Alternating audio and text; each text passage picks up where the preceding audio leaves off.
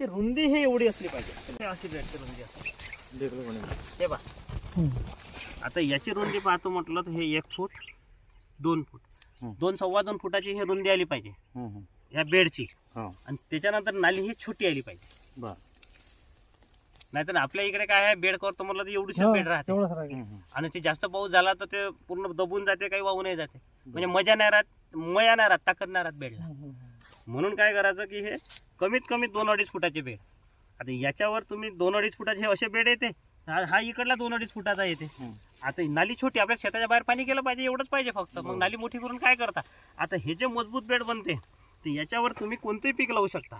म्हणजे जसं तुम्हाला आता यावर्षी समजा तूर लावली, पुढच्या वर्षी तुम्हाला सोयाबीन चना घ्यायचा आहे, टोकन यंत्रानं 1 तास इथून 1 तास इथून झाला. म्हणजे चाललं आपलं टोकन यंत्रानं लावत.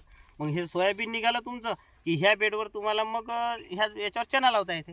आता चना लावताना सोयाबीनचे इथं खूप तर राहते, थोडीशी 4 बोटं जागा सोडून द्यायची, चाललं इथून असं इथून असं आगे क्या ख्याल असं. और वो टोकन यंत्र जो रहता है वो ऑटोमेटिकली इतना ही ऑटोमॅटिकली त्याच्यात सेटिंग असते, 2 दाणे 3 दाणे. सोयाबीन और ये जब लगाएंगे तब वो तो अभी तूर रहने की वजह नहीं लग सकता.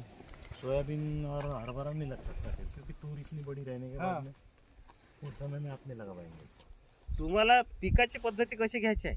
नंबर 1, तुरीची शेती छान करायची असेल तर त्या एका प्लॉटमध्ये असेच बेड करणे, 1 तुरीचं 1 हे रिकामं सोडणे, पुन्हा तुरीचं. दुसऱ्या वर्षी ह्या बेडवर तूर लावणे झालं. ग्रास कटरनं याच्यावर तण होते, याच्यावर तणनाशक मारायचंच नाही. डोंगरभर झालं का ग्रास कटरनं बारीक करणे, म्हणजे याचं इथंच पाला पडते आणि जसं तुम्ही कापल्यानंतर त्याला पुन्हा मुळ्या फुटते, पुन्हा फुटवे येते, मुळ्या वाढत जाते ना, ते एरेशन तयार होते, सलाईन तयार करते, आतमध्ये व्हेन्स तयार होऊन जाते, भुसभुशीत जमीन होऊन जाते मुळ्यामुळं झाला. आणि याच्यावर मग पुढच्या वर्षी लावतो मला इथं खात एवढं बनून जाते तर तुम्हाला रासायनिक खतही नाही दिलं तुरीसारख्या पिकाला तरी चालते. फिर अगले बार नीचे के प्लॉट में निखळ तूर देने का 10 एकड़ निखळ तूर करना, एक प्लॉट तयार करते समय SRT के समय में मला असं वाटतं उपयोगात येऊ शकेल. हो, याला श्रेडरला तुम्ही बारीक करू शकता ना. हो, खत करू शकता.